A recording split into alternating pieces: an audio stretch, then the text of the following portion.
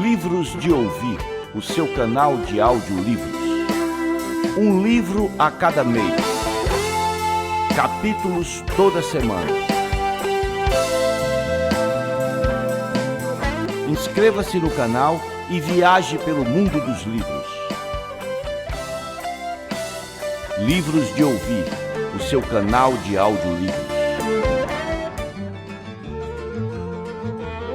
O canal Livros de Ouvir apresenta O Alienista, de Machado de Assis.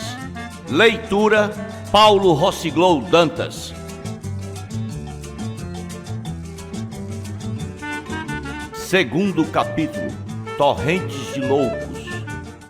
3 dias depois, numa expansão íntima com o boticário Crispim Soares, desvendou o alienista o mistério do seu coração. A caridade, Sr. Soares, entra de certo no meu procedimento, mas entra como tempero, como sal das coisas, que é assim que interpreto o dito de São Paulo aos Coríntios. Se eu conhecer quanto se pode saber e não tiver caridade, não sou nada. O principal nesta minha obra da Casa Verde é estudar profundamente a loucura, os seus diversos graus, classificar-lhes os casos, descobrir enfim a causa do fenômeno e o remédio universal. Este é o mistério do meu coração. Creio que com isto presto um bom serviço à humanidade. Um excelente serviço, corrigiu o boticário.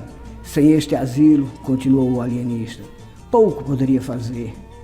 Ele dá-me, porém, muito maior campo aos meus estudos, muito maior, acrescentou o outro. E tinha razão. De todas as vilas e arraiais vizinhos, afluíam loucos à Casa Verde. Eram furiosos, eram mansos, eram monomaníacos, era toda a família dos deserdados de espírito. Ao cabo de 4 meses, a Casa Verde era uma povoação. Não bastaram os primeiros cubículos, mandou-se anexar uma galeria de mais de 37. O padre Lopes confessou que não imaginaria a existência de tantos doidos no mundo, e menos ainda o inexplicável de alguns casos. Por exemplo, um rapaz bronco e vilão que todos os dias depois do almoço fazia regularmente um discurso acadêmico, ornado de tropos, de antíteses, de apóstrofes, com seus recamos do grego e latim e suas borlas de Cícero, Apuleio e Tertuliano. O vigário não queria acabar de crer que um rapaz que ele vira 3 meses antes jogando peteca na rua, não digo que não, respondia-lhe o alienista, mas a verdade é que a vossa reverendíssima está vendo, isto é todos os dias. Quanto a mim, tornou o vigário, só se pode explicar pela confusão das línguas na Torre de Babel, segundo nos conta a Escritura. Provavelmente confundidas antigamente as línguas, é fácil trocá-las agora, desde que a razão não trabalhe. Esta pode ser com efeito a explicação divina do fenômeno, concordou o alienista, depois de refletir um instante. Mas não é impossível que haja também alguma razão humana e puramente científica, e disso trato. Vá que seja, e fico ansioso. Realmente, os loucos por amor eram 3 ou 4, mas só 2 espantavam pelo curioso do delírio. O primeiro, um falcão, rapaz de 25 anos, supunha-se estrela d'alva. Abria os braços e alargava as pernas, para dar-lhes certa feição de raios, e ficava assim horas esquecidas a perguntar se o sol já tinha saído para ele recolher-se. O outro andava sempre à roda das salas ou no pátio, ao longo dos corredores, à procura do fim do mundo. Era um desgraçado, a quem a mulher deixou por seguir um peralvilho. Mal descobrir a fuga, armou-se de uma garrucha e saiu-lhes no encalço. Achou-os 2 horas depois ao pé de uma lagoa, matou ambos com os maiores requintes de crueldade. O ciúme satisfez-se, mas o vingado estava louco. E então começou aquela ânsia de ir ao fim do mundo à cata dos fugitivos.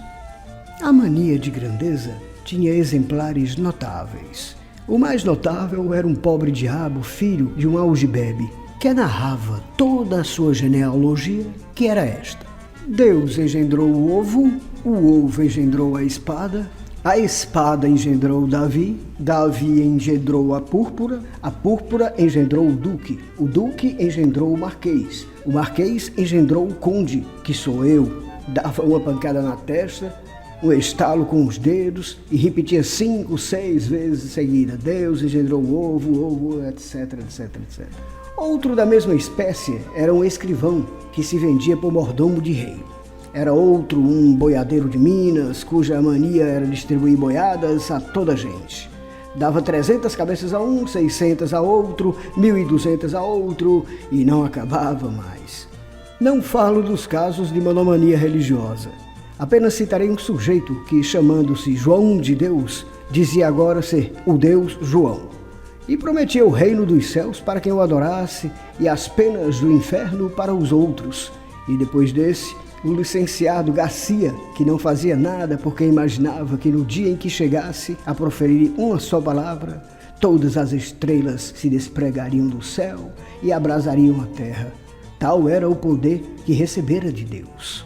Assim, o escrevia ele no papel que o alienista lhe mandava dar, menos por caridade do que por interesse científico. Que, na verdade, a paciência do alienista era ainda mais extraordinária do que todas as manias hospedadas na Casa Verde. Nada menos assombrosa, Simão Bacamarte começou por organizar o pessoal da administração. E aceitando essa ideia ao boticário Crispim Soares, aceitou-lhe também 2 sobrinhos, a quem incumbiu da execução de um regimento que lhes deu aprovado pela Câmara, de distribuição de comida e de roupa e assim também de escrita, etc. Era o melhor que podia fazer para somente cuidar do seu ofício. A Casa Verde, dizia ele ao vigário, é agora uma espécie de mundo em que há o governo temporal e o governo espiritual. E o padre Lopes ria desse pio trocado e acrescentava, com o único fim de dizer também uma chalaça: deixa estar, que hei de mandá-lo denunciar o Papa. Uma vez desonerado da administração, o alienista procedeu a uma vasta classificação dos seus enfermos. Dividiu-os, primeiramente, em 2 classes principais: os furiosos, os mansos, daí passou às subclasses: monomanias, delírios, alucinações diversas. Isto feito, começou um estudo aturado e contínuo. Analisava os hábitos de cada louco, as horas do acesso, as aversões, as simpatias, as palavras, os gestos, as tendências. Inquiria da vida dos enfermos profissão, costumes, circunstâncias da revelação mórbida, acidentes da infância e da mocidade, doenças de outra espécie, antecedentes da família.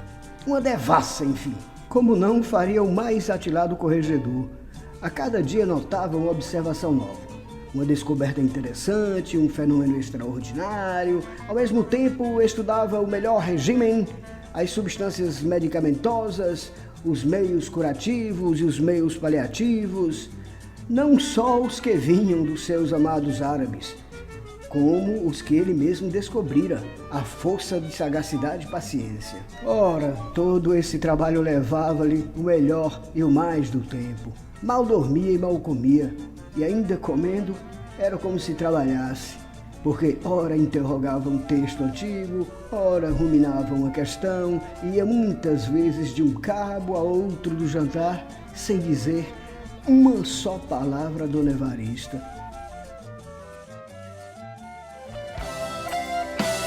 Livros de Ouvir, o seu canal de audiolivros.